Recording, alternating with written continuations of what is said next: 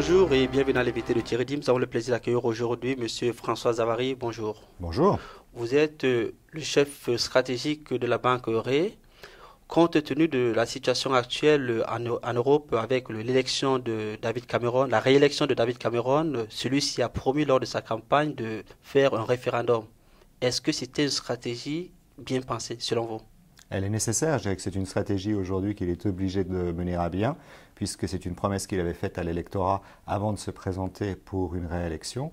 Donc je dirais qu'aujourd'hui, oui, il a tout intérêt à répondre à la demande qui a été posée et surtout à clarifier la situation. Il est temps que l'Angleterre décide véritablement si elle a envie de rester à l'intérieur ou de quitter l'Union européenne, le cas échéant. Alors, on l'a bien compris, mais est-ce que ce n'est pas une nouvelle manœuvre de la Grande-Bretagne de vouloir avoir des aménagements encore supplémentaires de la part des Européens? Ah, très clairement. Il y a deux aménagements qu'elle entend obtenir. Des aménagements sur les institutions européennes, une modification d'un certain nombre d'éléments, comme par exemple la liberté de mouvement. Mais les Allemands ont été très clairs sur ce sujet, il n'est pas question de revenir. Puis il peut y avoir aussi toute une négociation sur les contributions financières de l'Angleterre à l'Union européenne et donc de revoir la redistribution ou la distribution de ces montants. Quelle serait vraiment la conséquence du départ de la Grande-Bretagne de l'Union européenne? C'est extrêmement imprévisible, c'est très difficile à dire, mais on sait que ça aurait vraisemblablement des conséquences au niveau de l'activité économique. Il ne faut jamais oublier que l'Angleterre commerce quand même énormément avec le continent. Ça, c'est la première des choses. C'est pratiquement 55% de leur commerce extérieur. Exactement, donc c'est extrêmement important, comme vous le dites. Et puis, deuxième élément qui est encore une plus grande inconnue, c'est quelles seraient les conséquences sur la place financière londonienne, qui reste une des principales places financières au monde. On sait que depuis quelques années, vous avez des voix qui s'élèvent en Europe pour dire qu'il est important d'avoir un centre de substitution en Europe. Pour ne pas le mentionner, ce serait Francfort.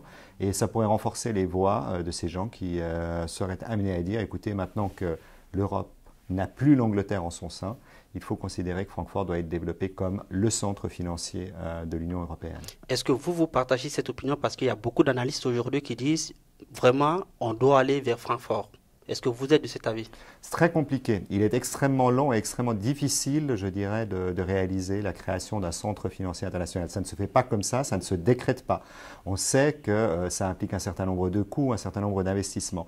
Par contre, ce qui est sûr, c'est que ça modifierait la position des pro-Francfort en disant, bah, écoutez, maintenant, ce n'est plus une question de coût, c'est une question de nécessité. Il faut véritablement qu'on le fasse parce que Londres n'est plus dans l'Union européenne.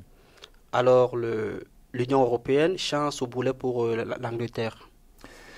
Écoutez, l'Union européenne, partant du principe que l'Angleterre a quand même préservé une chose qui est importante, c'est sa monnaie, en étant en dehors de l'union monétaire, je crois que ça reste une chance pour l'Angleterre et que l'Angleterre a tout intérêt à rester à l'intérieur de l'Union européenne. Merci M. Zavary pour ces explications. Je vous en prie. Quant à vous, nous vous donnons rendez-vous très prochainement avec un nouvel invité. Au revoir.